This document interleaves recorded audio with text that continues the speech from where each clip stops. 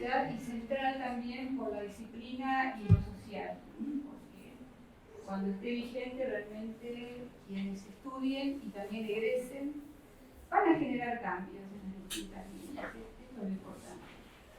Bueno, este encuentro está marcado por un concepto transversal a las tres orientaciones, que es el de identidad. En la antropología, obviamente, la trabaja en sus múltiples facetas. Los tres profesionales que voy a presentar, pero en primera instancia, antes de hacer esa presentación, contamos con la presencia de Julieta. Ella es la presidenta del Centro de Estudiantes de esta facultad, que nos va a comentar algunas cuestiones vinculadas. Mi nombre es Julieta, soy la presidenta del Centro de Estudiantes y quería hacer un breve comentario en el marco de la apertura de la carrera, que, como mencionó Diana, y ya venimos trabajando hace un tiempo, es un hecho de reparación histórico que para la facultad es súper importante y para nosotros como estudiantes también. Saldamos una deuda histórica que tiene la universidad con la comunidad en general, pero creo que con quienes intentaron iniciar la carrera en su momento en particular y con los estudiantes que la transitamos hoy también.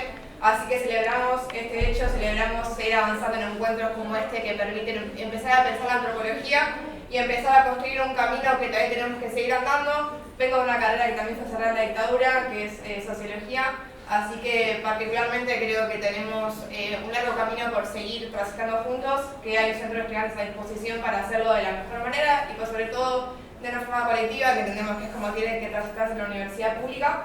Así que celebrar el espacio, felicitar a quienes trabajan en el departamento y siguen avanzando para la reapertura y decirles que hay un espacio a disposición para que puedan acercarse, para que puedan conocer la universidad pública, la Facultad de Humanidades en particular, y un montón de estudiantes dispuestos a poder tejer lazos para hacer este paso algo mucho más ameno. Gracias, Julieta. Gracias.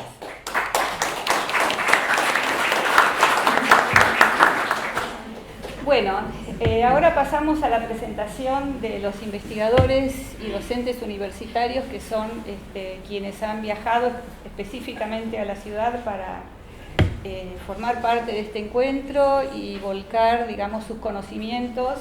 Son referentes de las especialidades que abriremos en la carrera de Antropología Sociocultural, Arqueología y Antropología Biológica.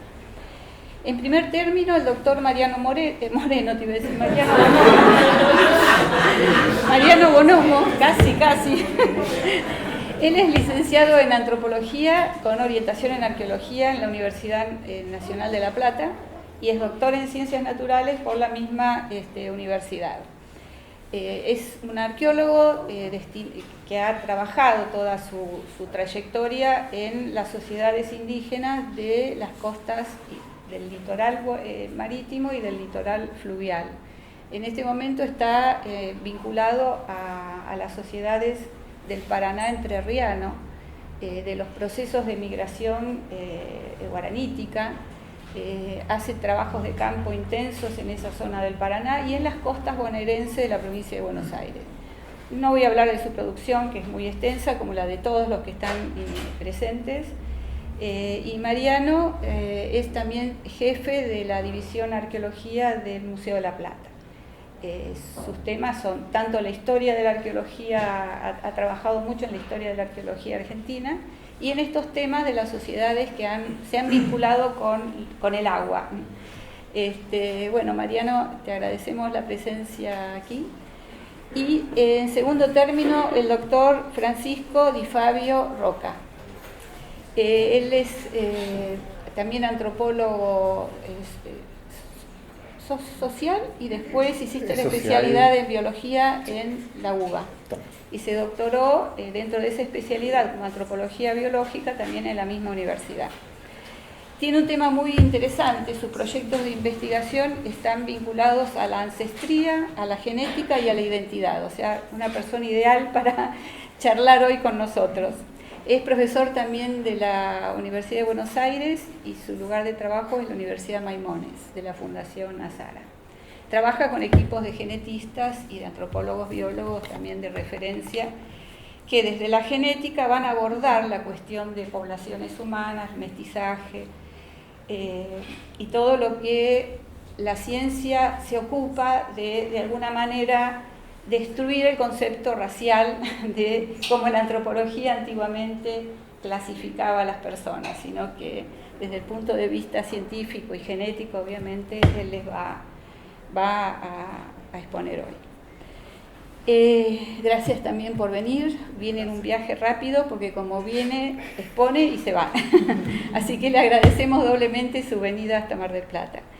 La doctora Ingrid de Jones, una colega también en antropología social, graduada en la Universidad de Buenos Aires, es doctora también en antropología social y se ha dedicado dentro de la antropología social a la etnohistoria. La etnohistoria vinculada a la antropología histórica, que así se debería llamar, creemos, desde una antropología moderna, todo el trabajo que está vinculado a las políticas, esto es muy interesante, las políticas estatales y las políticas indígenas también, durante un periodo de 1840 a 1880. ¿Cómo son los vínculos de interacción en estos procesos políticos de ambas sociedades? Y dedicada a la construcción también de procesos de interacción fronterizos en distintas partes de lo que ahora es Argentina, ¿no? Es decir, hemos invitado a referentes de estas temáticas centradas en el concepto de identidad, de los cuales, bueno, se van a explayar dentro de sus trabajos de investigación y de docencia. Gracias. Bueno, los dejo, Mariano, si querés comenzar. Y Joan, por esta invitación. Es un placer para mí ser parte de alguna manera de este proceso de reapertura. La verdad que es una carrera muy esperada, la apertura de la carrera de antropología. Les agradezco mucho la invitación. Es un placer poder acompañar de alguna manera desde la distancia este proceso de reparación histórica, como bien se decía acá. Bien, vamos a tratar el tema de arqueologías litorales e identidades indígenas. Como ustedes saben, la arqueología tiene una gran profundidad histórica y una gran profundidad temporal, y también tiene la ventaja de poder trabajar con grandes muestras de materiales de sociedades del pasado. Pero para abordar el tema de las identidades también tiene ciertas desventajas, como no contar con varios de los elementos clásicos de la antropología para abordar este tipo de problemas, como son lo que es la lengua, una historia compartida, las creencias, los mitos de origen y las propias adscripciones y identificaciones de los individuos. Entonces, muchas veces lo que nos pasa de la arqueología, que nos gustaría decir mucho más de lo que podemos, pero bueno, vamos a hacer el intento de tocar estos temas, aunque sea de manera colateral. Para ello vamos a abordarlo desde la experiencia de dos ambientes litorales en los cuales vengo trabajando, uno marítimo y otro fluvial. Y vamos a empezar con los grupos humanos que vivían en la costa atlántica bonaerense, donde nos podemos hacer una pregunta como esta, por ejemplo, si estas poblaciones que vivían en la costa pampeana tenían identidades opuestas o compartidas con las poblaciones de las llanuras interiores.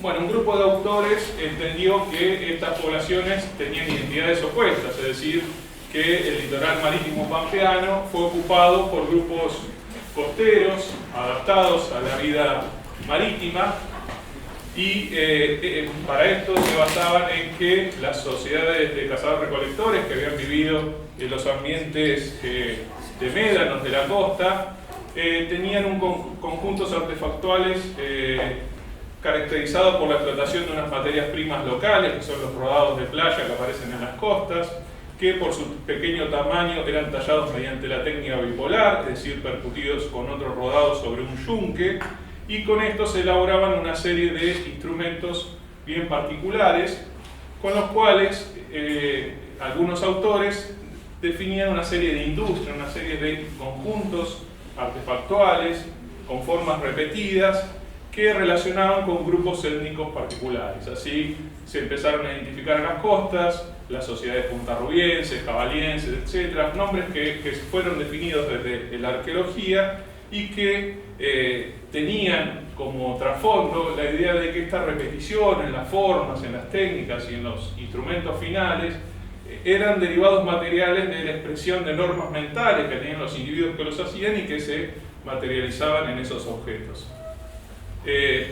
Estos grupos costeros serían diferentes a los cazadores de guanacos de las llanuras interiores, que tenían una tecnología y una economía distinta, una tecnología que se basaba en la explotación de cuarcitas, una materia prima que está en las sierras, que eran talladas por percusión directa, dado que los bloques eran mucho más grandes y permitían su trabajo no sobre un yunque, sino ya directamente tallarlos, y también económicamente se diferenciaban por la explotación de recursos terrestres, como puede ser el guanaco, el venado y el ñandú.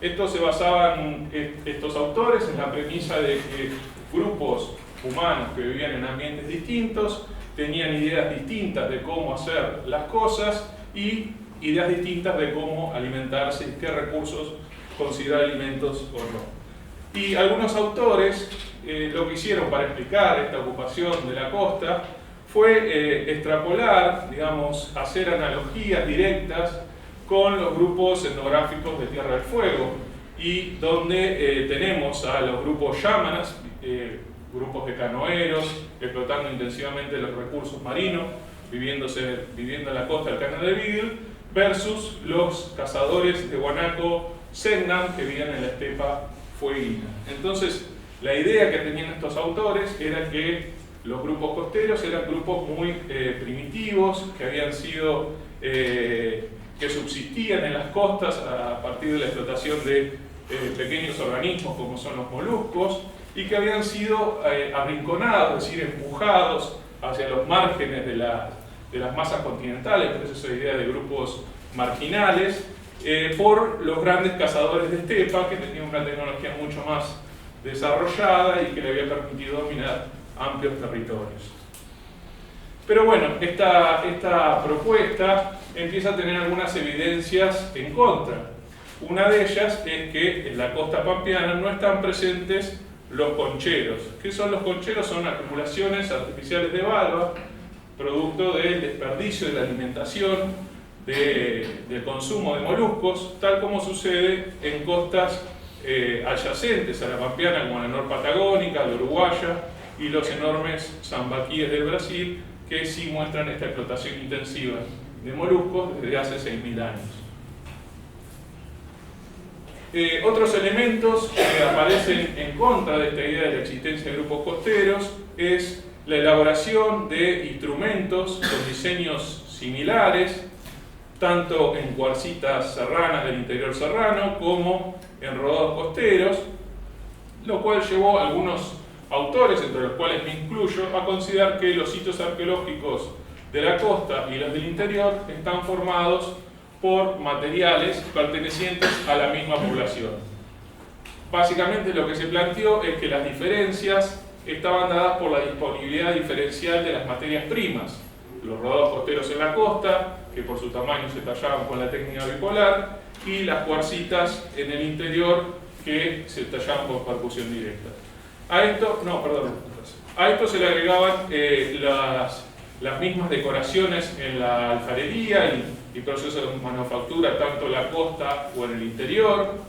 La elección dentro del universo material que tenían los cazadores-recolectores pampeanos, de los mismos objetos para ser depositados como ajuares funerarios, tanto en los entierros en la costa como en el interior. Estos se repetían, y estos elementos compartidos nos hablan de elecciones culturales que se repiten, que son las mismas, y que nos están hablando de una identidad grupal compartida tanto en la costa como en el interior. Esto también se observa en algunos de los sitios arqueológicos que hemos excavado en la zona, por ejemplo en el sitio Alfar, que se encuentra a pocos metros del Faro de la Memoria. Se encuentra un contexto del borde de una laguna de Faja de Menos, que fue ocupada por poblaciones humanas hace 5.700 años y donde se encuentran asociados artefactos tanto en cuarcita como en rodados. También en este sitio se encuentran evidencias de la explotación tanto de fauna marina como fauna terrestre.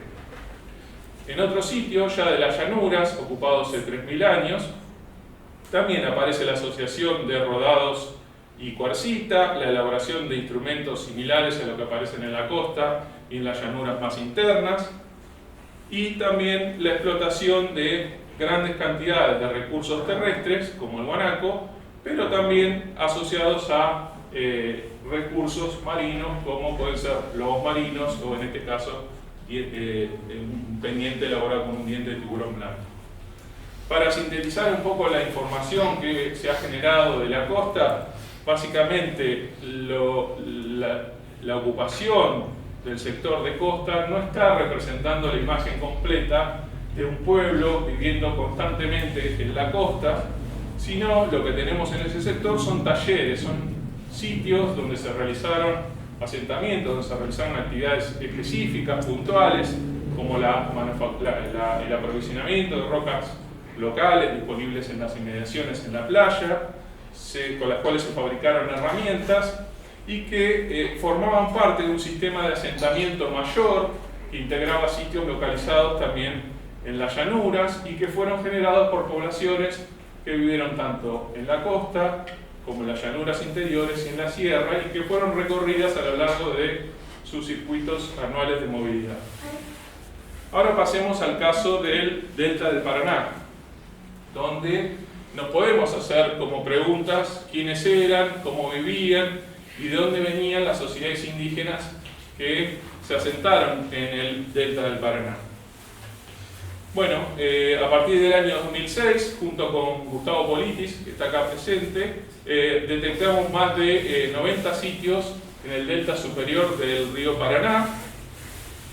Excavamos 8 sitios arqueológicos. Básicamente se trata de montículos de tierra que son una modalidad de ocupación de la zona que se inunda recurrentemente. La estrategia de ocupación de este sector fue construir elevaciones con sedimentos, con agregados de tiestos cerámicos, de fragmentos de cerámica, huesos y valvas para consolidar las estructuras y hacer que estas estructuras sobrevivan hasta nuestros días. A partir de relevamientos planimétricos con orientación total, identificamos que muchos de estos cerritos, de estos montículos, tenían depresiones adyacentes a estas elevaciones. Y lo que creemos es que estos son los lugares de préstamo, los lugares de obtención de los sedimentos para elevar las estructuras. Algunas evidencias de este proceso de construcción de los montículos, bueno, aparecen en algunos sitios bloques de sedimentos con improntas de cestería que creemos que pueden ser evidencias de las cestas que se utilizaban para acarrear los sedimentos. Y este es un hallazgo reciente, de la semana pasada, básicamente. Es un tiesto que en la cara interna tenía la impronta de una red. Este cuadriculado hicimos con plastilina, obtuvimos el positivo de esa red, que creemos que se trata de una bolsa de red de trama cuadrangular. Pero entre medio de las tramas de la red aparecían palitos y, digamos, de restos de la urdimbre y de la trama de una cesta. O sea que esta es otra evidencia de la indirecta de la posesión de cestería por parte de estas poblaciones. Los montículos, a su vez, tienen diferencias. Algunos de ellos hemos encontrado diferencias espaciales en las actividades desarrolladas en los montículos. Por ejemplo, en este caso, en los Tres Cerros 1, encontramos un basurero, un área formal de descarte de desperdicios en la base del montículo.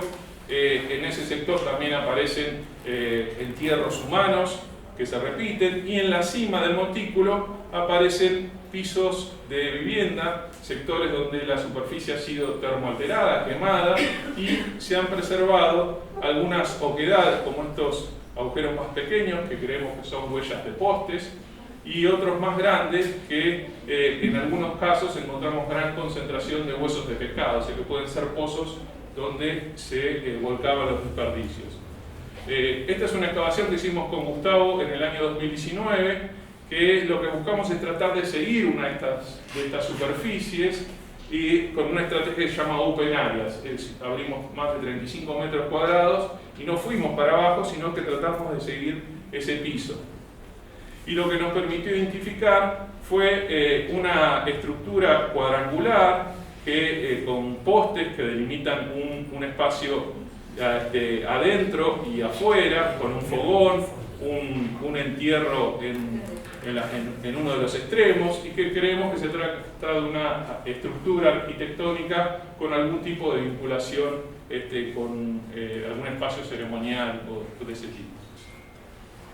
Bueno, lo que encontramos en el Delta del Paraná no es un caso único, sino que aparece esta verdadera arquitectura en tierra, esta ingeniería en tierra, en distintos sectores de lo que es la Cuenca del Plata, y también en áreas adyacentes, como es el Beni boliviano, la Amazonia boliviana, también en los cerritos del Uruguay, de la laguna Merín, que tienen antigüedades cercanas a los 5.000 años, y también en el Alto Río Paraguay, en los aterros del Pantanal, donde recientemente hemos iniciado un proyecto binacional para entender un poco de qué se tratan estas estructuras. Algunos resultados de este proyecto que está iniciando ahora es que empezamos a entrevistar pobladores. Uno de ellos es Lorenzo, que continúan construyendo estos montículos en la actualidad. Lorenzo es un descendiente del grupo Huató, que tiene la intención de mantener sus costumbres y reforzar su identidad, y bueno, parte de esta reafirmación es a través de la construcción de su propio montículo.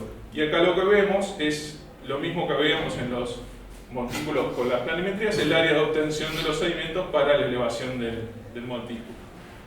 Volviendo a los cerritos del Paraná, además de ser un espacio donde se realizaban actividades cotidianas por los grupos durante su vida diaria, también es un espacio de los muertos. Es un mundo donde también en el mismo lugar donde se vivía se enterraban a los muertos, y con una gran diversidad de prácticas mortuorias, desde entierros primarios directos flexionados, otros extendidos, también hay paquetes funerarios constituidos por varios individuos, ensambles de partes esqueletarias, donde tenemos todo el sector de la parte de miembros inferiores, la cadera y el cráneo, y después en algunos sectores aparecen cremaciones, fogones con restos humanos en su interior.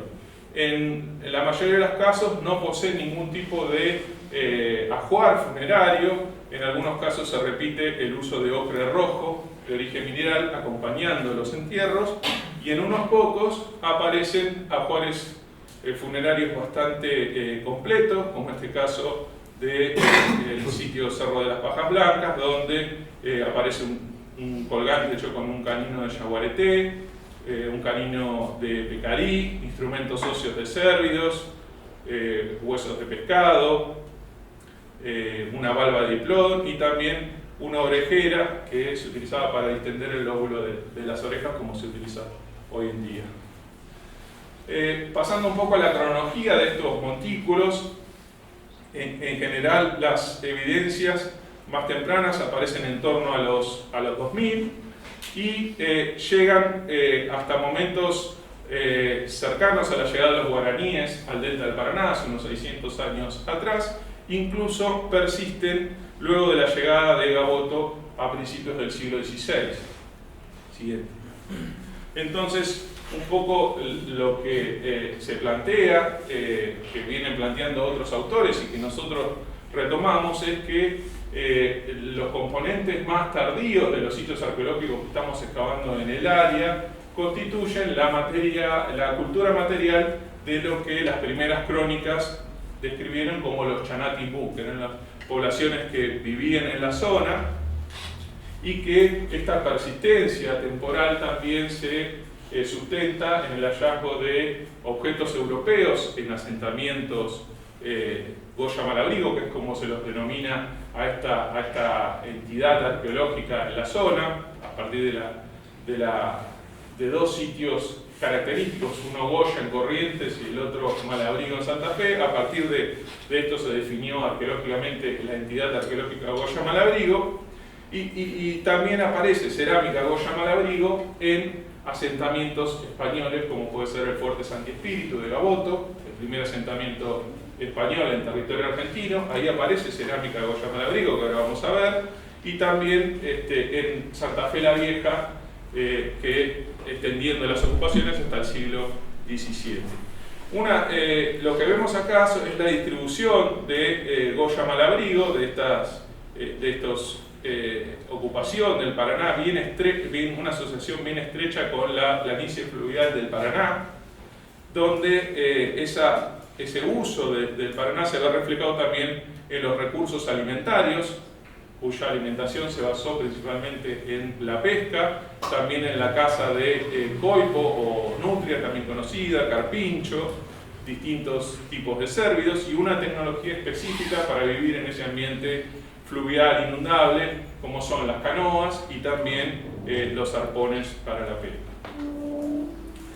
Esta cerámica característica, que ahora vamos a ver un poco, llamó la atención a varios investigadores que entendieron que tenía algún tipo de origen de tipo amazónico, y básicamente se basaban en estos apéndices o morfos, estos modelados en cerámica de animales, de cabezas de aves, que eran comunes en el delta del Paraná, este túmulo de Campana que era el delta del Paraná, y en otros sectores del Amazonas como Santarém. Y uno de los autores que más influyó en esta idea de una conexión amazónica y específicamente con los grupos arawak fue Erland Nordenskiöld, quien ya antes había notado que la existencia de montículos tanto en la isla fluvial de Marajó, en los llanos de Mojo bolivianos, en el Pantanal y en el delta del Paraná, eran producto de la difusión de una idea que había sido transmitida por los arawak. Y esa idea era que construyendo montículos en áreas que se inundan recurrentemente se podía vivir, tener a salvo las viviendas, los cultivos y los entierros. Nosotros retomamos esta idea dentro de lo que es las corrientes antropológicas actuales, los modelos sobre la diáspora arawak. El grupo etnolingüístico arawak es el grupo de mayor extensión en América, está constituido por más de 40 lenguas que se extienden desde la península de Florida y el Caribe hasta el sur de Argentina y el Chaco.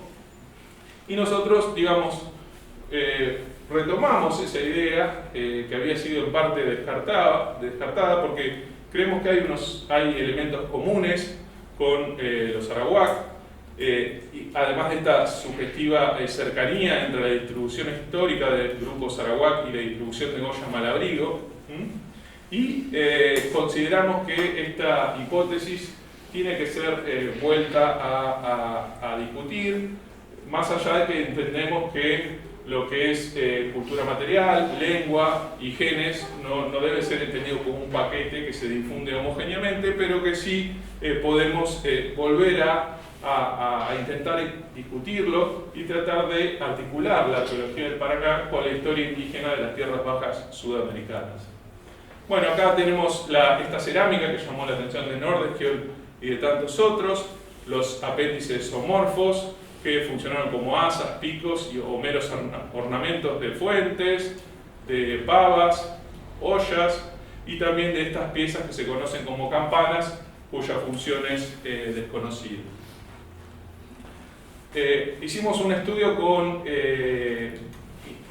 distintos especialistas del Museo de La Plata que trabajan en zoología de invertebrados, herpetología, mastozoología, ornitología, lo cual nos permitió identificar los apéndices de cerámica a distintos niveles taxonómicos. Encontramos moluscos, Eunectes, que es el género de la anaconda amarilla, yaguareté, murciélago vampiro, aves de rapiña como buitres o búhos, y también identificamos animales domésticos como perros que están representados en la cerámica y también aparecen sus huesos en los sitios, y otros animales que también son frecuentemente mascotizados por las sociedades de las tierras bajas sudamericanas, como son los citácidos, incluyen loros, guacamayos y cotorras, que están entre los apéndices más comunes, monos y carpinchos. Estos animales convivieron con las sociedades indígenas en el pasado, formaron parte del espacio doméstico donde fueron muchas veces humanizados. Pero bueno, estuvimos viendo bastante sobre los animales, su simbolismo, la alimentación, pero no dijimos nada de las plantas. Bueno, es que cuando empezamos los trabajos mucho de las plantas no se sabía porque hay muy baja preservación. Con el paso del tiempo los restos vegetales generalmente no se preservan. Entonces recurrimos a estudios de microrestos, pequeños fitolitos y almidones, que son pequeñas microrestos que se ven al microscopio y que tienen formas particulares y pueden ser asociados con plantas particulares. Y también aplicamos la técnica de flotación, que es una técnica que permite recuperar restos livianos que flotan una vez carbonizados, y todos estos estudios nos permitió ver que estas poblaciones no eran solo cazadoras, recolectoras y pescadoras, sino que también tenían una horticultura a pequeña escala que se basaba en la producción de maíz, porotos y zapallos. Esta es una síntesis de los resultados de las investigaciones. Estos son los hallazgos en el delta superior y también los hallazgos a partir de análisis de colecciones en el delta inferior. El delta inferior es justamente el lugar donde se asentaron los guaraníes y fue intensivamente ocupado por los guaraníes. Entonces, esto generaba un poco las preguntas que apoyaban varios autores de si no habrían sido los guaraníes los que tardíamente, cuando llegaron al área, trajeron los cultivos a la zona. Los guaraníes llegaron hace unos 700 años al área, y acá es importante retomar un poco lo que decíamos antes, que si bien es erróneo decir que siempre hay una asociación entre cultura material y identidades en el pasado, o grupos particulares en el pasado, también es erróneo decir que nunca la hay, ¿no? Que nunca hay una relación. El caso guaraní es un caso muy claro de persistencia histórica de estas poblaciones, donde irrumpe una tecnología cerámica, una tradición cerámica bien particular, con una cerámica polícroma, con tratamientos corrugados de la superficie de las vasijas, formas con perfiles muy complejos, puntos de inflexión, toda una cerámica que no estaba presente en el área antes, modalidades de entierros en urna, que tampoco estaba presente hasta la llegada de los guaraníes, el uso de hachas pulidas para el trabajo de los cultivos, etc. Entonces, siguiente, un poco para discutir esta idea y ver si realmente los guaraníes fueron los que trajeron los cultivos al área, hicimos un estudio que iba más allá de esto, también buscaba entender la expansión guaraní por la Cuenca del Plata. Hicimos un relevamiento de más de 1100 sitios en Brasil, Uruguay y Argentina. De estos, 143 tenían algún tipo de cronología absoluta por carbono 14 o termoluminiscencia, que es otra técnica que se utiliza para conocer la cronología de los sitios arqueológicos, y realizamos un SIG para modelizar la expansión guaraní en el área. Acá vamos a ver si funciona, pero este es un videíto que van a empezar a correr los años acá. No anda. No, pero ahora lo siento. Buenísimo.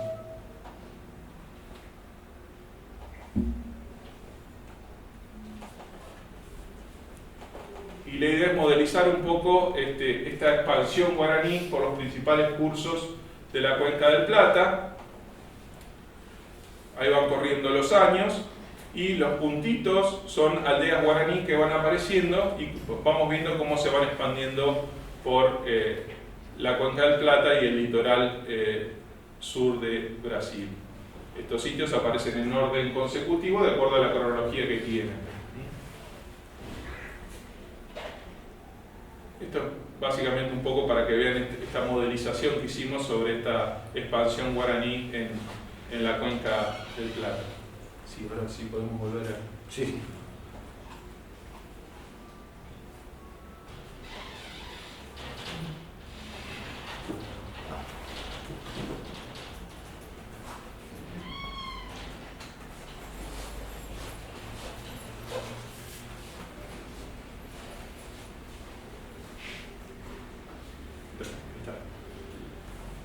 Lo que vimos a partir de este modelo, este estudio, esta compilación de gran cantidad de fechados radiocarbónicos es que las primeras evidencias que tenemos de cultivos en el Paraná aparecen 1000 años antes de la llegada de los guaraníes al área.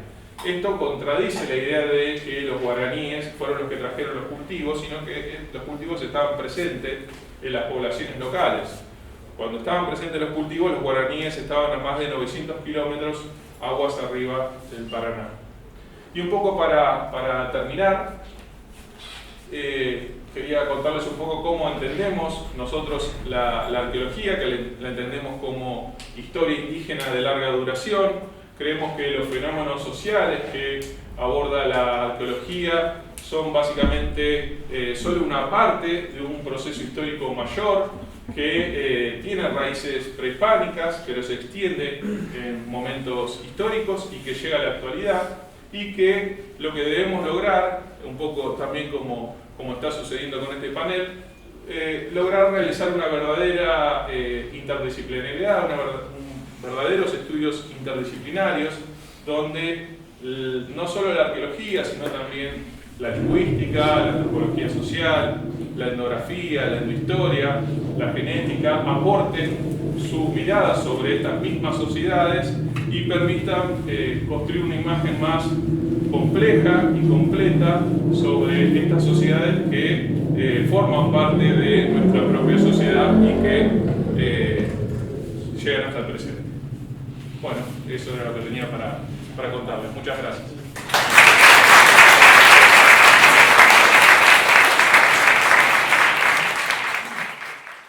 Me sumo a los agradecimientos por la invitación. No se me ocurre nada más divertido que abrir una carrera de antropología, así que esto es un lujo. Y ante esta convocatoria y la idea de pensar la identidad, lo que quería mostrar es una serie de experiencias que vivimos en la cátedra de antropología biológica y de algunas discusiones que estamos teniendo en el grupo de genética y sociedad, y fundamentalmente varias dudas acerca de cómo seguir con esto. Como marco de la charla, quería destacar dos ideas principales. Una es la idea de la vida social del ADN, ¿sí? Ser conscientes de que todos los datos genéticos que se pueden producir en un contexto académico tienen un recorrido. Ahí está, puedo bajar el tono. Tienen un recorrido público que va mucho más allá de los laboratorios, ¿sí? Nos excede. La otra idea es esta cuestión de si la genética puede ser una herramienta, se puede usar como una herramienta para alguna idea de bien público o justicia social. Principalmente se la plantea como herramienta reparadora por su capacidad de completar lo que está incompleto. Tenemos el ejemplo más cercano respecto a las reconstrucciones familiares, en el caso de Abuela de Plaza de Mayo. Hay otras experiencias como el proyecto Reencontro, sí, que quedó por ahí, de familias separadas en leprosario de Brasil hace décadas. Y también es una discusión presente, por ejemplo, en todos los problemas de migraciones y deportaciones entre las fronteras de América Central, América del Norte, un tema ahí, antropología forense, genética, posibles usos. Otros temas que se hablan por ahí es, por ejemplo, cuando ya no se quiere hacer una relación individual, una relación filial, sino relaciones entre poblaciones.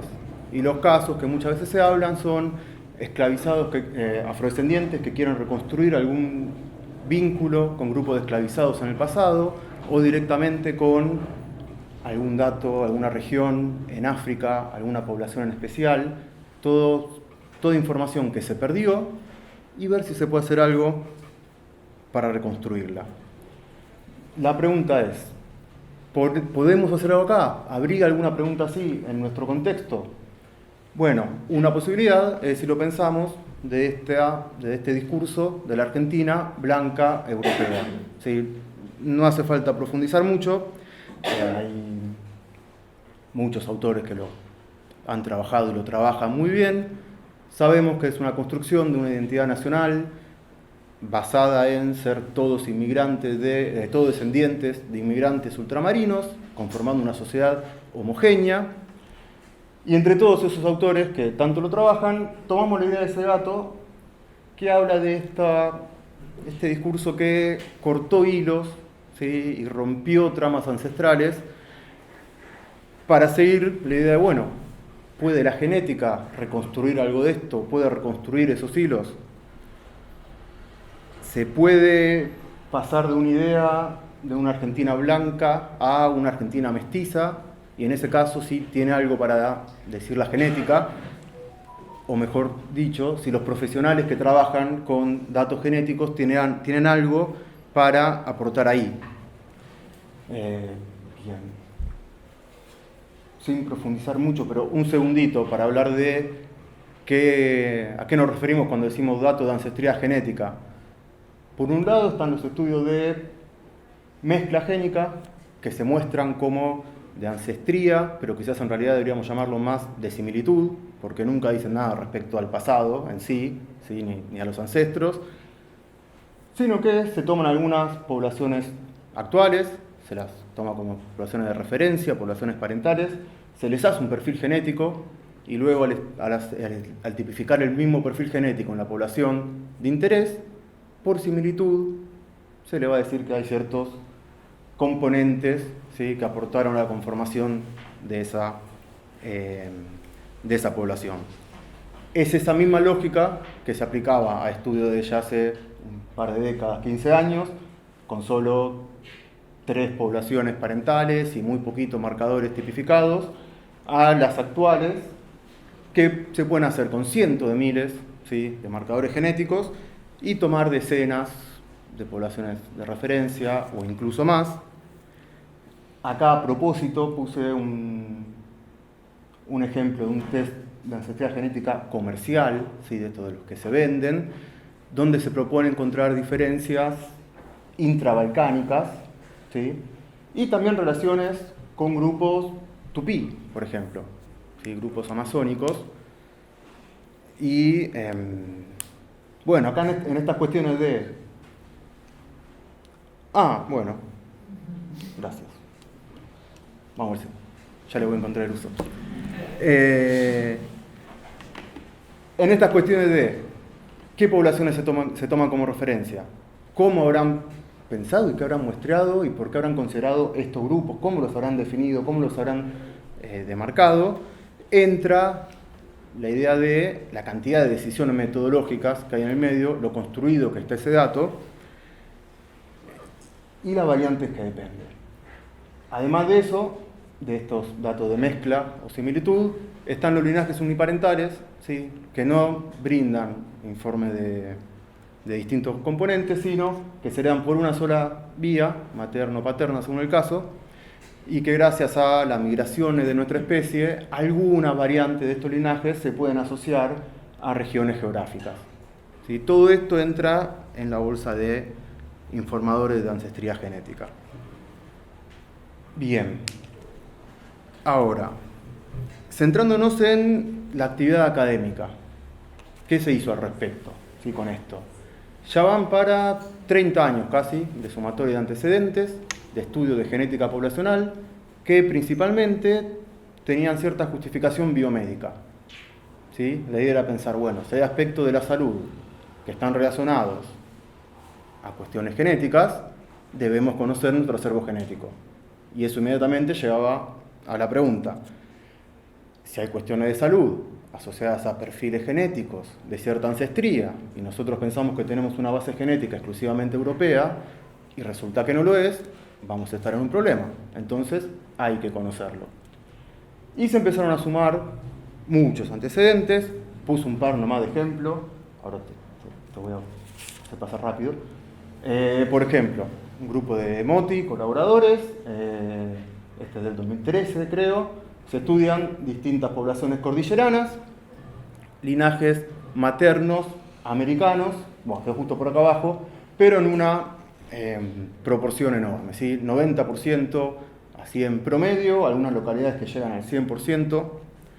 Otra fue el grupo de García, donde se estudiaron poblaciones de Córdoba y fronterizas puntanas, donde también se estudia mezcla y linajes, y acá también con valores de mezcla, por ejemplo, de aporte americano entre 30 y 50%, linajes incluso africanos superiores al 10% en algunas de las poblaciones. Después, con nuestro equipo de investigación, nos fuimos entrando en ciudades, ¿sí?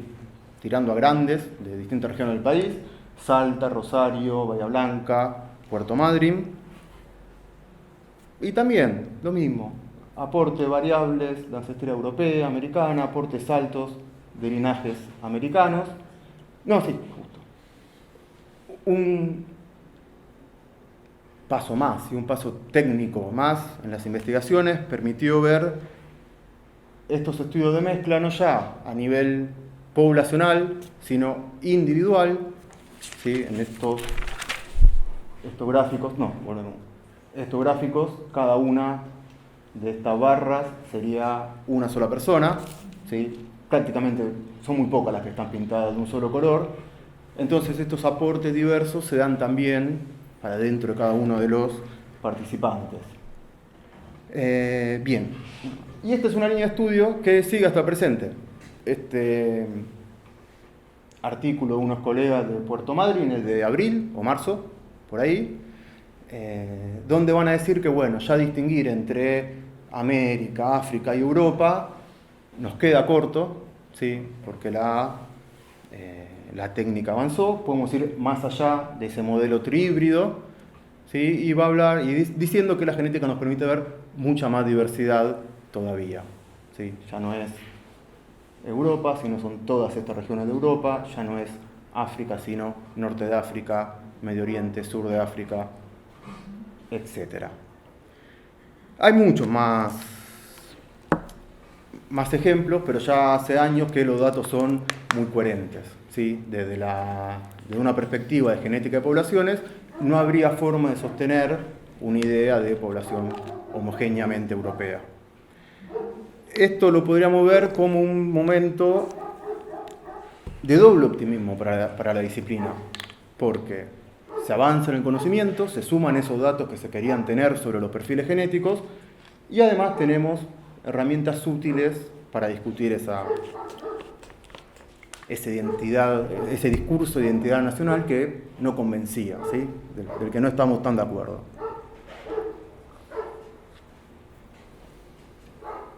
Paralelamente a eso, se fue dando otro fenómeno. Muchas personas que, conociendo estos estudios poblacionales, se acercaban y espontáneamente pedían estudios individuales, ¿sí? Querían un estudio genético personal, sin quizás saber mucho qué podía implicar eso, qué podía significar. Esto hablo a nuestro equipo, ¿no? O sea, gente que conseguía el mail de la cátedra y se comunicaba, amigos, un conocido, de alguna forma, pero espontáneamente se iban sumando los pedidos de queremos información genética.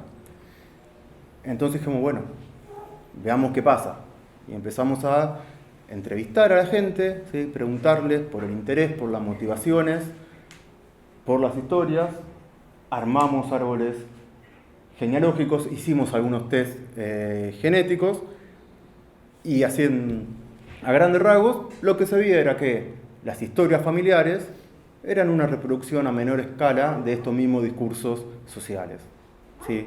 Mucho recuerdo de algún abuelo inmigrante o de alguna historia de ese estilo, y suponiendo la misma condición para el resto. Y que después el solo hecho de hablar, ¿sí? De tratar de recordar, de reflexionar el asunto, ya iba mostrando la posibilidad de otras historias. Y a veces sobre eso, después venía el dato genético. Un ejemplo que ponemos muchas veces es el de una chica que vino a preguntar, queriendo saber más de su ancestría armenia, ¿sí? Porque era de toda su familia armenia, sabía todo de Armenia, vivía en la comunidad armenia, quería saber todavía más. No sabemos bien qué era lo que quería saber, pero quería saber más. Y preguntando, haciendo el árbol, veíamos que tenía los lugares ahí en el Cáucaso, de los lugares de nacimiento de sus abuelos, pero no de su abuela materna, que siempre la había considerado armenia, pero no. Había nacido en Entre Ríos, había nacido en la zona rural, después no recordaba muy bien que había una generación atrás, y ahí ya se iba generando la duda. Finalmente después también es un caso donde el linaje materno y un linaje americano, ¿sí? Una de estas historias cortadas de las que se le había perdido el rastro, simplemente por suponerle el mismo origen que el resto de los abuelos. Otra de las cuestiones que veíamos, para las historias en las que había o alguna sospecha o mucho cuento fragmentado, era la búsqueda en el dato genético de una materialidad, ¿sí? Un documento que permita contrastar lo que se sabía pero no, o lo que se sospechaba. Y en estos casos, cuando sucedía, bueno, ahí estaba, ¿no? Como la genética otorgando algo que de otra manera no se podría obtener, ¿sí? Reconstruyendo alguno de esos hilos, siendo beneficiosa. Y siempre tomamos una frase de Gordillo, Gastón Gordillo, un antropólogo, que dice que uno de los mecanismos fundamentales para que funcione este discurso de identidad homogénea, blanca y europea, es la desatención, ¿sí? El disregard, le dice. O sea, ¿qué cosas? Esa imposibilidad de ver algunos rasgos, que al fin y al cabo son casi obvios, ni siquiera hay tanto esfuerzo en ocultarlos, pero no se le da bola, ¿sí? Bueno, entonces, miren, la genética podría hacer un llamado de atención sobre eso, podría aportar ahí. O sea, podemos seguir esa senda optimista. Pero hasta acá. O sea, acá se acabó el optimismo, ¿sí? Y hay que empezar a pensar todos los problemas del asunto, ¿sí? Hasta dónde nos puede servir y hasta dónde puede ser útil o deseable seguir asociando genética e identidad, ¿sí? Y sobre todo, cómo lo manejamos. ¿Por qué? Porque por un lado estábamos hablando de la vida social del ADN y de los discursos públicos de identidad. Y hasta acá vimos experiencias muy acotadas y muy enmarcadas en un ámbito académico. Cuando salen de ahí, las repercusiones varían, ¿sí? Hace un tiempo hicimos un relevamiento de notas periodísticas, comentarios de lectores, foros y demás asuntos de la internet. Y bueno, sin repasar todo, pero queríamos mostrar un par de aspectos a tener en cuenta. Por un lado, estos son los comentarios de algunas de las notas de recién. Bueno, por un lado, esta diversidad podría no tomarse como una forma de repensar, ¿sí? De entender mejor el pasado reciente y la conformación de nuestra sociedad, sino como un producto de migraciones modernas no deseadas. Por ejemplo, esto surgía mucho. También, esto supongo que no se llega a leer, ¿no? Pero acá dice, Corach, año 2009, herencia genética europea, cromosoma Y igual 94%. ¿Sí? Entonces, bueno, esto apuntaba a cómo, en los peores términos posibles, estos datos terminan siendo también tan variables que el mismo artículo se usaba para justificar que sí somos europeos, O, como le responden después, que sí somos indígenas, aunque reniegues, ¿sí? En el medio de una catarata de bestialidades. Otro más. De estos hice una selección muy cortita, pero este sí lo quería poner porque esto es un caso de un youtuber, ¿sí? Que se hizo un test comercial de ancestría, promocionado, ¿sí? Y lo que más me interesa acá es que pasó el 1.000.000 de visualizaciones, ¿sí? Él hablando de su test de ancestría. O sea, 1.000.000 de visualizaciones, como para dimensionar el impacto que puede tener eso por sobre cualquier cosa que produzca uno, básicamente. En los comentarios, que también son kilométricos, encontramos, por ejemplo, reivindicaciones de la existencia de razas, ¿sí? Era así como lo interpretaban, como al youtuber le había dado una serie de similitudes con distintas poblaciones europeas, se lo ponía como ejemplo de que efectivamente somos europeos y no somos todos mestizos, y también estas discusiones sobre el ser argentino, ¿sí? Y la genética entrando ahí implicándose con cuestiones de derecho, nacionalidad, raza de nuevo, y demás. Está lleno, obviamente, de racismo, también está lleno de teorías sobre que estos test son una especie de conspiración globalista, como para sacarnos nuestra identidad, con buena dosis del antisemitismo que sobra en ese tipo de teorías. Y está el tema de que el volumen de esas discusiones nos puede sobrepasar, pero además hay más preguntas todavía, ¿sí? ¿Qué es? Un punto central de estas preguntas que vienen, supongo que vamos a seguir hablando, bueno, es el de las comunidades originarias. ¿Hay un riesgo de genetización de las identidades? O sea, aunque se cambie un poder de demarcación, o sea, ¿quién se queda con el criterio de clasificar? ¿Sí? Esa capacidad de definir pertenencias. De nuevo, sobran los ejemplos en análisis de casos de Estados Unidos, ¿sí? Una sociedad que no tiene ningún problema en hacer clasificaciones rígidas y estrictas, pero que sí sale el planteo de decir, ¿qué pasa con estos test? Va a sacar el poder de las comunidades hacia los laboratorios, ¿sí? De definir los criterios de inclusión o exclusión. Y la otra cuestión son los límites, ¿sí? A esta idea de mestizaje, a esta idea de una Argentina mestiza como opción superadora, ¿sí? Que yo personalmente creo que en buena medida sí, pero en algún momento caeremos en el riesgo de tener una idea de mestizaje homogeneizador, que se use para aplacar diversidades en vez de mostrarlas, ¿sí? Y que se use para directamente menoscabar estos discursos, reclamos o identidades originarias, directamente. Y para cerrar, yo hace unos años para un congreso hice este recorte, o sea, de diciembre de 2017. Conflicto mapuche en Neuquén, y acá dice, pidió un análisis antropológico para muchos que dicen pertenecer a esta etnia.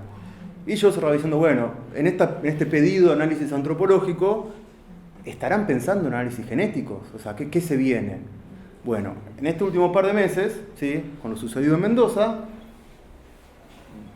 ya se vio explícitamente, ¿sí? En una misma frase, que saqué una nota periodística de alguno de los que habló en la discusión, en la misma frase dice, solo podemos hacerlo, o sea, la relación, ¿sí? Y la supuesta veracidad del reclamo y la ubicación de mapuches en Mendoza. Solo podemos hacerlo a través del ADN, ¿sí? Si la familia tiene sangre de pueblos originarios. Y es interesante destacar porque más del 50% de los argentinos tiene sangre de pueblos originarios.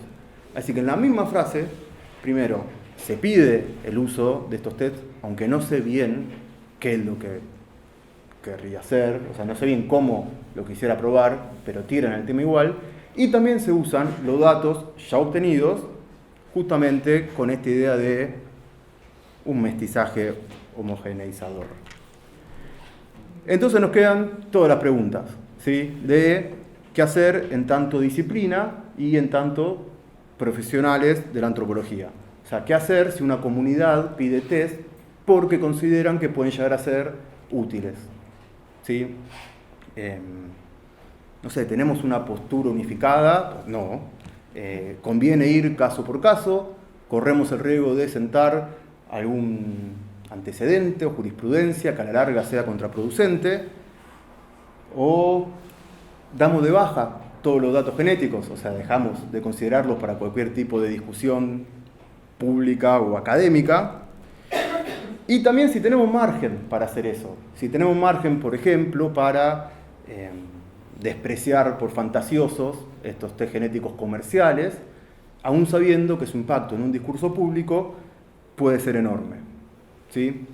Y bueno, con eso cerraba. Eso era todo. Gracias.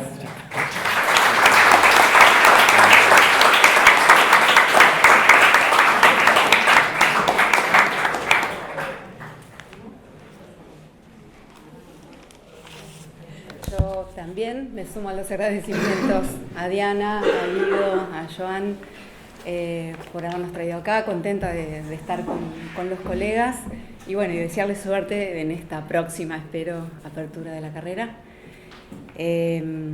Yo, bueno, vengo acá como antropóloga, me recibí de antropóloga social, pero la verdad que, como decía Diana, me he ido dedicando en las últimas 2 décadas a la antropología histórica y en particular, bueno, a la historia de la población indígena de Pampa y Patagonia en el siglo XIX, a las relaciones políticas entre el Estado y la sociedad indígena, particularmente en esas últimas 4 décadas de la frontera en la que la sociedad de Pampa y Patagonia era soberana, ¿no? Tan soberana como el Estado argentino. Y cuando me propusieron hablar de identidad, al principio dije cómo abordar un tema tan amplio, tan inmenso, y a la vez pensé que quizás algunos ejemplos dentro de la antropología histórica permitirían mostrar la importancia de diferenciar lo que los rótulos de las identidades de los rótulos. Digamos, ¿en qué sentido diferenciamos los rótulos de las identidades? Los rótulos son más vale etiquetas. Alguien rotula, pone un nombre a algo, a una cosa, a una persona, a un grupo. Esos rótulos son puestos y de alguna manera quedan fijos, ¿no? El diccionario creo que dice título que anticipa el contenido, ¿no? Mientras que las identidades, por oposición, son fenómenos muy complejos, muy dinámicos, en los que intervienen desde cuestiones individuales como grupales e intervienen las circunstancias históricas que van generando motivaciones, conflictos, necesidades, por lo cual estas identidades son productos históricos, seguramente toman prestado un rótulo para presentarse ante los demás, pero ese vínculo con el rótulo no es fijo, no es estable, no es natural, es construido, ¿no? Y es variable. Entonces, si vemos en la perspectiva histórica de nuestro continente, de nuestro país, vemos desde los inicios de la colonización, los colonizadores han puesto rótulos para administrar, para dominar, para clasificar, y por otro lado las poblaciones indígenas se han construido rótulos según las contingencias y los procesos que han atravesado, pero de una forma mucho más variable, es decir, tomando rótulos, descartándolos, ubicándolos en otro lugar y dándoles sentidos distintos. Entonces, creo que es importante esto en función de crear su sentido de pertenencia, un sentido de pertenencia que es histórico, ¿no? No diferenciar, digamos, tomar un rótulo por identidad o una identidad por rótulo es problemático porque nos conduce a visiones más vale simplistas, es un problema para hacer historia de la población indígena y también implica cuestiones en la actualidad, ¿no? ¿Por qué? Porque, sin más, me estoy acordando del caso que acaba de nombrar Francisco, que tiene que ver con esta afirmación en la que incurrió la legislatura mendocina hace muy poco acerca de que los mapuches no serían pueblos originarios de la Argentina, ¿no? Error, digamos, ¿por qué? Porque en los primeros siglos de colonización en la zona no aparecería el rótulo mapuche, ¿no? Este es un error gruesísimo de la legislatura, obviamente asentado no solo en los intereses inmobiliarios, digamos, asentado en aquellos especialistas que eligió escuchar, porque dentro de las audiencias públicas hubo otros antropólogos e historiadores como Florencia Roulet, Diego Escolar, que tienen una amplia producción en la temática y mucho más avanzada. Pero, digamos, esto es un error grueso que ni siquiera está sujeto a discusión, tiene que ver con una concepción antigua y perimida de esto, y justamente toma rótulos por identidades, ¿no? Entonces, lo que queda claro, más allá de que recomiendo leer los textos de Roulet y Escolar, en todo caso, para ver lo que opinan sobre esto, es que esta reflexión acerca de que quién está nombrando, quién clasifica, quién crea los rótulos, no es algo... los rótulos no son meros rótulos, digamos, sino que forman parte del ejercicio del poder, y estas clasificaciones tienen un sentido en tanto que, como en este caso, ordenan o legitiman la exclusión o la inclusión de un grupo dentro en relación a ciertos derechos, ¿no? Y en este caso, justamente, es una situación del presente, pero que invoca la historia, con lo cual los antropólogos que hacemos historia estamos requeridos para eso, ¿no? Es decir, las identidades también suponen un pasado que las legitime en el presente, ¿no? Entonces, cuando no están los rótulos, entonces las identidades no se ven legitimadas. Ese sería el problema. Bueno, esto es algo, digamos, que la antropología, como sabrán los estudiantes de antropología, digamos, este tema de los rótulos y las identidades, la antropología los viene trabajando hace rato, desde el mismo hecho de detectar que la categoría indio es una categoría que engloba y engloba, digamos, a millones de poblaciones que eran preexistentes a los europeos, y que en ese mismo acto de crear una categoría común está borrando de un plumazo heterogeneidades y particularidades.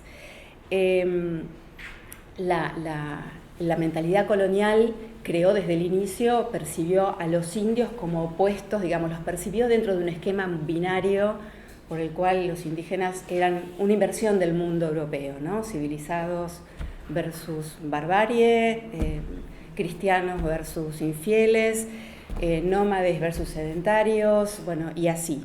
Pero esa mentalidad colonial, esa clasificación colonial avanzó mucho más también, digamos, en principio aparentando respetar y aparentando registrar la diversidad cultural.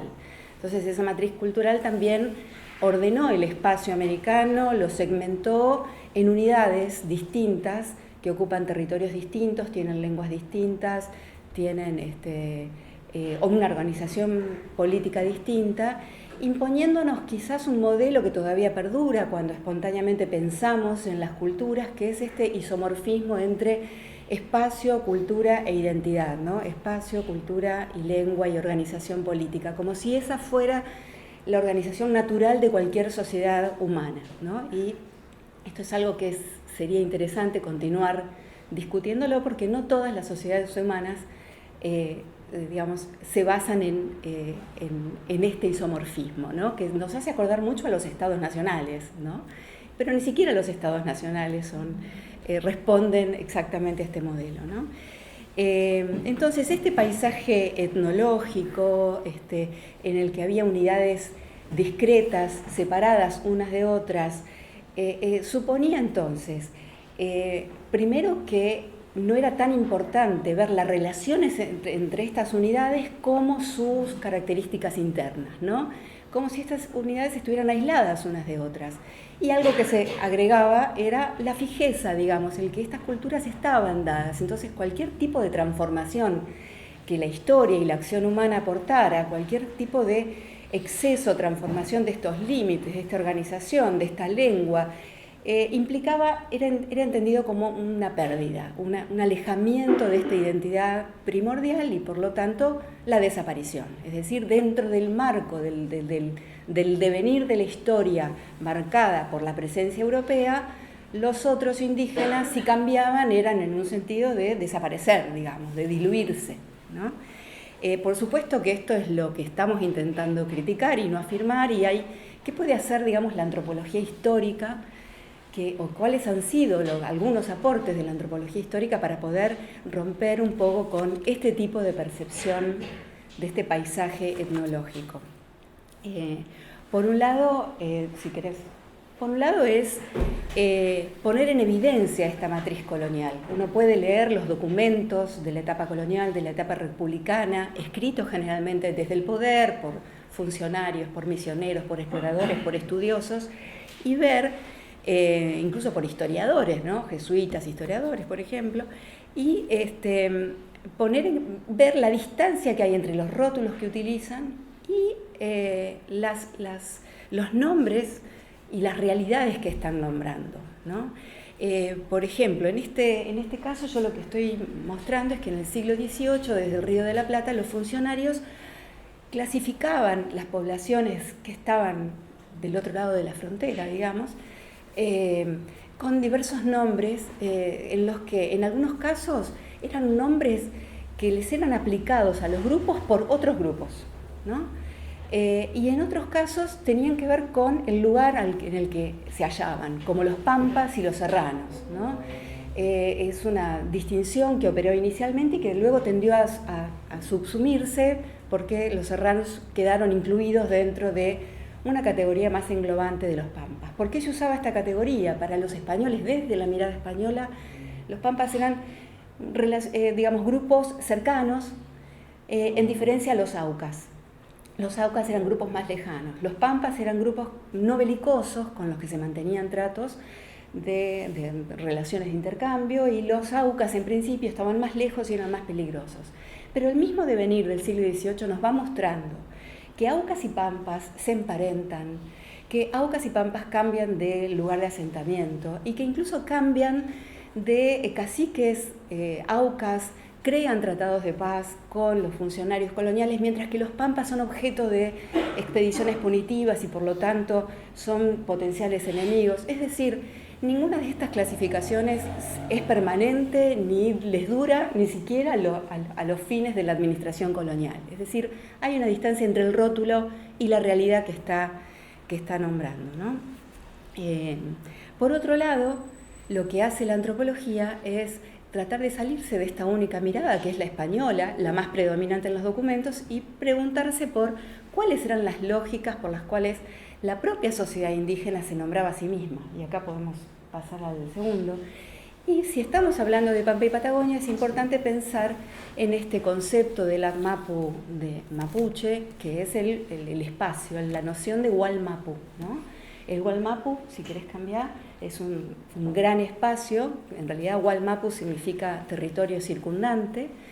Es un espacio que no coincide con los territorios nacionales, sino que une la Araucanía con las Pampas y Norpatagonia.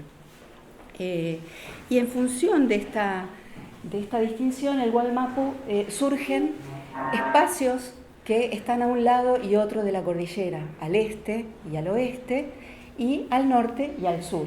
Entonces, en Mapudungun tenemos las denominaciones del Puel Mapu, que Puel es por lo tanto sería el territorio al este de las cordilleras, y el Gulu Mapu, el territorio en el oeste cordillerano.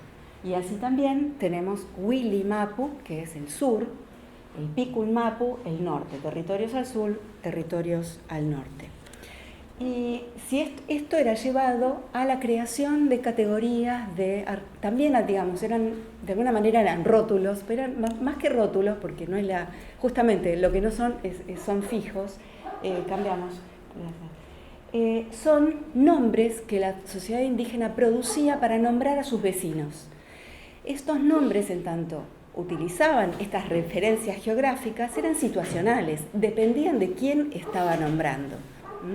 Entonces, los puelches eran los que estaban más al este, los guluches más al oeste, Aunque en este caso debo decir que claramente la cordillera definía lo puelche y lo guluche, pero no así los huiliches y los picunches, digamos. Un huiliche podía tener siempre un huiliche más al sur, digamos, ¿no? Y no llamarse a sí mismo huiliche, sino llamarse de otra manera. Pero este tipo de categorías tampoco entonces tenían una relación absolutamente natural y eterna con la realidad que nombraban, sino que eran situacionales, depende de quién estaba nombrando. Pero estas categorías convivían con otras que estaban más ligadas al territorio que ocupaba un grupo o las características de ese territorio o de algún recurso de ese territorio. Entonces tenemos a los pehuenches, gente de los pehuenes, las araucarias en las cordilleras. Los lasquenches, que son la gente del mar, los de la costa del Pacífico. Los huenteches, huente es arriba, o sea que la gente que está más arriba, en general eran los que estaban del lado oeste, del Gulu-Mapu, ¿no? Los que estaban sobre las cordilleras desde el oeste. Los del Funches, los del campo, digamos, de la zona más llana. Ranqueles o ranculches, el rancul era un carrizal.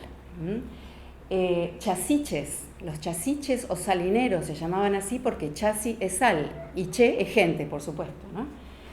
Tehuelches, gente brava, esto es un exónimo, es decir, es un nombre mapudungún atribuido a la gente que estaba más al sur. Borohueches o boroganos, son muy pocos entre los muchos que hubo en el siglo XIX. La gente de Boroa, una región en el área al sur de la Araucanía. Entonces, estos son exónimos, digamos, estos sobre todo son exónimos, y los etnónimos indígenas son los que están siendo portados y utilizados por la propia gente, ¿no? Entonces, lo que vemos es que si nosotros trabajamos con documentos históricos, vamos a encontrar que una misma persona, un mismo grupo puede recibir más de un nombre, y todos de alguna manera son igualmente válidos, solo que depende del lugar en el que, digamos, depende del punto de vista del que nombra, ¿no? La bacana es que en general justamente el punto de vista al que nosotros accedemos es más frecuentemente aquel del español o del funcionario del Estado, ¿no? Y con lo cual tenemos rótulos, ¿no? Todavía nos falta conocer las identidades, ¿no? En este sentido, hay el próximo, por favor. Por ejemplo, un colega, Juan Francisco Jiménez, hizo un trabajo en el cual cita esta respuesta, digamos, es un interrogatorio hecho a un cacique, en el cual le preguntan por un tal Don Bartolo, que es otro cacique, ¿no? Dice, preguntándole si conoce a Don Bartolo. Esto en 1658. Se borró, se transformó en él. Preguntándole si conoce a Don Bartolo y a su gente y de qué nación son, porque el funcionario colonial quiere clasificar, ¿no? Dijo que los conoce a todos y que es nación de morcoyanes y que en Chile lo llaman puelches. Y preguntándole qué hacía o qué había ido a hacer con su mujer e hijos entre estos puelches, dijo que había ido a conchavar plumeros. Eso es lo menos importante. El asunto es que este otro cacique que conoce a Don Bartolo sabe que es morcoyán, pero que desde Chile lo llaman puelche, ¿no? Y porque es así, desde el Gulu-Mapu, tanto españoles como indígenas llamaban puelches a todos los que estuvieran más al este, ¿no? Pero no había ninguna nación puelche realmente. Esto es lo que nos dice un historiador, Miguel de Olivares, el próximo, por favor, donde dice que en realidad no hay una nación puelche, y a la vez dice, voy a usar el término, o sea, las dos cosas. Dice, también los pollas, este es otro nombre que anda por ahí, también a los pollas lo llaman puelches, y es de saber que no hay nación que se llame puelche y se tenga por tal. O sea, hay muchísimos puelches, son todos los que están al este de la cordillera, pero no hay ninguna que se tenga por tal. Porque puelche quiere decir gente de más allá, de tierra adentro, gente de Allende. Por eso los de la Concepción, Valdivia y Chiloé llaman a estos, los pollas, puelches, porque viven retirados. más ellos, los puelches, llaman puelches a los que viven más adentro aún, hacia el sur, y ninguna nación se tiene por puelche, ¿no? Este es el tema, entonces. Puelche es un exónimo, digamos, es un nombre dado desde afuera. Entonces, es fundamental conocer entonces esta distancia entre exónimos y etnónimos y el carácter situacional de los rótulos. Y este es quizás uno de los elementos que más participa de la metodología de los que tenemos que leer los documentos, ¿no? Es ubicar quién lo produjo, desde qué lugar habla, cuál es su mirada y cómo construye la realidad, ¿no? Y no tomar esa construcción por la realidad directamente. Sin asumir esta perspectiva histórica, uno corre el riesgo de cosificar. Ya, ahora. Pensé que de cosificar, de naturalizar las unidades culturales, digamos, pero además nos perdemos de lo más interesante, que no es solo tratar de encontrar el nombre, verdadero o no, sino de meter esos nombres, esos grupos en la historia, reconocerlos en su dinámica, en su transformación, y ver no solo cómo cambian los nombres, sino las alianzas, los desplazamientos, las ubicaciones, los sentidos que le dan a ese nombre que se ponen, y los diversos rótulos que se pueden llegar a poner, ¿no? En este gran espacio que es el Wallmapu, porque si había un nombre para nombrar este espacio y para nombrar a los que se iban ubicando, era porque la gente compartía ya en el siglo XVIII un idioma y tenía mantenía relaciones internas, digamos, era un espacio interconectado. Y esto es lo que me lleva a plantear este tema, que es el que trabajo yo, pero trabajamos recientemente en un artículo con Guido, que tiene que ver con el planteo de identidades territoriales, no necesariamente identidades étnicas, identidades territoriales en estas décadas entre 1840 y 1880, que es una etapa particular porque se distingue de etapas previas.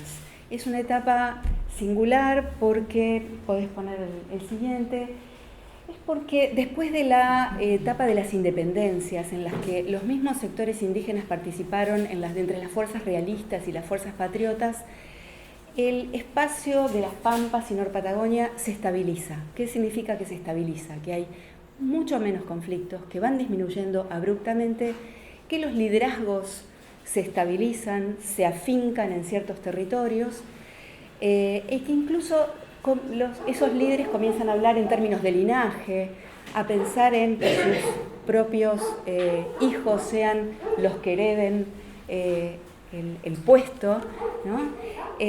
Pero sorprendentemente, por debajo y más allá de esa aparente estabilidad y diferenciación de grupos, en los sitios estratégicos de ocupación más importantes, como son el sur de Neuquén, todas las cordilleras, hasta Malargüe, la zona del Mamuel Mapu, de Salinas Grandes, y la zona de Carmen de Patagonia, y los ríos, digamos, que unen el sur de Buenos Aires con las cordilleras. Más allá de que en cada uno de estos espacios estratégicos se estabilizan los liderazgos y la siguiente, lo que cambian son los nombres. En estos espacios comienzan a reconocerse con más claridad en las fuentes y en el discurso de los propios indígenas estos nombres, ¿no? Ranqueles, salineros, pehuenches de Reuque, que eran particulares, manzaneros o tehuelches, ¿no? Más allá de eso, lo que vemos es que por debajo de esta aparente diferenciación, las relaciones de alianza política, solidaridad militar, redes de parentesco, intercambio comercial, circulación de personas y movilidad de personas es más grande que nunca. Es decir, que si nosotros nos sacamos un poquito esta matriz colonial que nos hace pensar en unidades separadas y vemos el contexto, estamos viendo que estas aparentes identidades autónomas, distintas, separadas, en realidad participan de una gran malla que la está sosteniendo y posibilitando, ¿no? la idea es que el comercio y el parentesco y la solidaridad militar y la reciprocidad entre las relaciones entramaron esta región a partir de eslabonamientos, digamos. Aquí lo que quiero que rescaten son estos colorcitos que intentan mostrar como áreas más densamente eslabonadas. Digamos, lo que intenta mostrar es que se producen constantes vínculos, intercambios y circulación de personas entre el este y el oeste en esta época,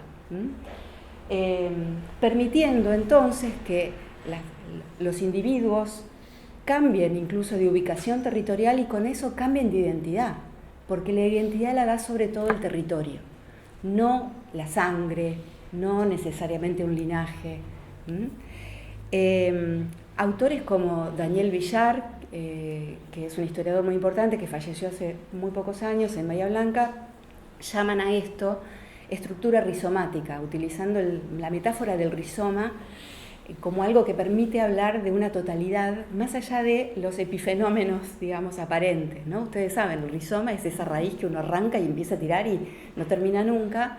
Bueno, y no es casualidad que esta estructura rizomática, que es histórica, no era, digamos, fue algo que fue construido, que no, digamos, eran instrumentos y mecanismos sociales propios de la sociedad indígena, pero llevados a su más plena expresión, esto de crear vínculos políticos, de parentesco, y que ello se aceite con el comercio. Justamente es en esta época, en estas décadas, y en gran medida gracias a un cacique, Calfucurá, que fue quizás uno de los ideólogos más fuertes para crear esto, la sociedad indígena en su conjunto logra imponer en estas décadas, logra con más éxito imponerle al Estado su horizonte político, ¿no? Que es el pacto mercantil. Es decir, este rizoma lo que permite es una especie de rizoma que resiste el avance del territorio, que está listo para proveer solidaridad militar cuando un sector es atacado,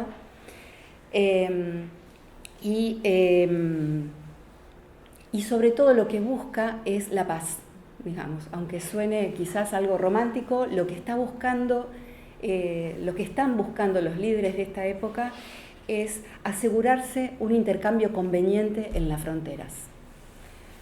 Y es un rizoma además que abre las fronteras locales de los distintos grupos a los demás. Si querés pasar al siguiente. Un ejemplo de esto es la interpretación que yo hago, pero cada vez me convenzo más, de esta foto. Esta foto dice Indios Pampas. Acá vemos el rótulo blanco, ¿no? Indios Pampas, embajada llegada a Buenos Aires en 1870. Embajada, ¿por qué? Porque es una embajada diplomática. Ahora, lo que sabemos nosotros es que estos primero no son indios pampas, sino que son de dos sectores al menos. El que está ahí en el centro y el que está atrás, el que está en el centro es el embajador, el diplomático de carrera de Calfucurá. Durante 40 años viajó a Buenos Aires. O sea, él llevaba y traía las cartas de Calfucurá y de otros caciques. Faustino Huenchuquir se llamaba. Y por el tipo de ropa me da la impresión de que el otro también debe ser salinero, es decir, gente de Calfucurá. Mientras que los demás están vestidos de otra manera, tienen más el atuendo, el tipo de vestimenta que tenían las poblaciones indígenas al sur del Río Negro, ¿no? A los que podríamos llamar tehuelches en términos globales. Por lo tanto, lo que acá vemos es un evento en el que una comisión diplomática tehuelche está acompañada por diplomáticos salineros y está en Buenos Aires. La conveniencia de estar acompañada por uno de los sectores que tiene más poder, más incidencia en la política argentina dentro de los indígenas es clara, ¿no? Por lo tanto, si querés cambiar, acá yo lo que diferencio es... bueno, ok, gracias. Gracias. Lo que estoy diferenciando es, con distintos colores, muy grosso modo, es la influencia que cada sector, con un nombre distinto, quizás los pehuenches, los ranqueles, los salineros y los indios de Saigüeque, o llamados manzaneros en ciertos casos, cada uno de estos tenían un área de influencia especial, o sea, cada uno de estos sectores comerciaba y mantenía tratados de paz, y cuando entraba en conflicto podía llegar a enfrentarse, principalmente a través de la administración política que hacían sus caciques principales. Es decir, no iban a ir los salineros sin permiso de los ranqueles a pelearse con los funcionarios de frontera del área de Córdoba. Tampoco iban a ir a comerciar solos, lo tenían que hacer a través, digamos, con el permiso, la anuencia o el acompañamiento de los locales. Y en el caso de esta foto vemos eso justamente, ¿no? Es decir, gente que probablemente era de acá, que está en Buenos Aires negociando probablemente un tratado con la ayuda de los salineros, ¿sí? Entonces, a mí me parece importante tener en cuenta esta percepción más regional, más sistemática, más global de las relaciones más allá de los nombres, porque es lo que quizás nos permite entender que a lo largo del siglo XIX se haya ido expandiendo esta nueva palabrita, quizás más utilizada cuanto más el Estado reprimió y avanzó sobre las tierras indígenas, que fue la de mapuche, digamos. La palabra mapuche es también un término, es el mapudungún, y seguramente existía desde siempre, pero su uso es histórico y comienza a aparecer recién algunos autores lo ubican en ciertas fuentes en la segunda mitad del siglo XVIII, pero comenzamos a verlo recién en el siglo XIX. Hay un texto de Rosas, por ejemplo. Rosas sabía el mapudungún porque de chico se crió con chicos indígenas en la frontera, él era también hijo de tercieros, etc. Y aquí lo que vemos esta es la letra de Rosas en mapudungún y traducida al castellano, es parte de un parlamento, es parte de un discurso que él va a dar en un encuentro diplomático con caciques indígenas en 1826. Y en una partecita, que es la foto no da para verla, utiliza la palabra mapunche, ¿sí? Y lo traduce como hijos de la tierra. Quiere decir que en 1826 era lo suficientemente conocido esta palabra para ser usada, y era usada en un sentido englobante, inclusivo, los mapuches, los hijos de la tierra, no se estaba refiriendo a un grupo en particular. Hijos de la tierra, hermanos y amigos. Pero lo que yo quiero decir es que más allá de que ¿por qué resalto esto? Es porque hay algunos historiadores que dicen, si no aparece en las fuentes la palabra mapuche, no había mapuches acá, digamos, ¿no? Que es lo que pasa en Mendoza. Y por último les quería mostrar que no solo hay que mirarlo desde el lado de las categorías, sino que en algunas cartas de Calfucurá, esto es una de las primeras cartas de Calfucurá que conocemos, después creo que viene otra, Guido, y finalmente un extracto de una de estas cartas en la que Calfucurá le escribe en 1873, en el mismo año que él va a morir, le escribe al ministro de Guerra, Gainza. Es un pequeño párrafo donde él habla en términos que muestran también otras formas de crear categorías inclusivas que contienen, digamos, al conjunto de indios, que no está nombrándose ni a sí mismo ni a otro en particular, sino que él se refiere a esta América. Entonces le dice, excelentísimo señor, doy el contexto, él está protestando y está pidiéndole al ministro de Guerra que no siga con sus planes de ocupar las tierras que él usa para vivir, para hacer sus pasturas, él y toda su gente, ¿no? Que es el Carué. Excelentísimo señor, tocante a la población de Carué que nos dicen que es por sus órdenes, en esto pido se resuelvan. Nosotros que somos dueños de esta América, no es justo que nos dejen sin campo, pero espero de Usía se olvide de Carué, si es que han dado orden, y si no lo han dado es mejor, así no me extiendo más de su afectísimo servidor Juan Calfucurá, ¿no? Entonces, bueno, está aquí vemos, esto no es el único caso en que también la población indígena se apropia de ciertos términos que no están creados en el Mapudungun, como esta América, esta idea de continente americano, ¿no? Pero bueno, así también habla de la nación índica, ¿no? En otro momento. O sea, él no está pensando en él, sino que está pensando en un conjunto social que tiene en común el tener un vínculo determinado con los estados nacionales. Y que este vínculo, él quiere que se mantenga donde está, digamos. Si no pensó en Carué, entonces mejor, así no me extiendo más, ¿no? Pero él lo que no quiere es el avance de las fronteras. Entonces,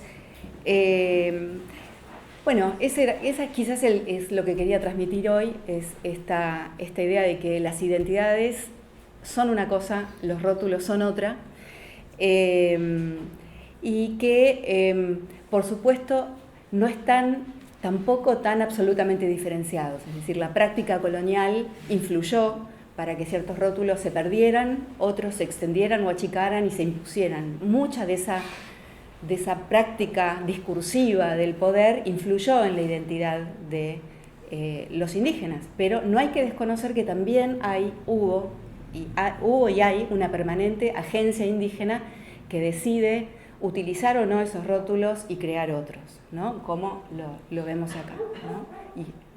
Así que bueno, eso es, nada más.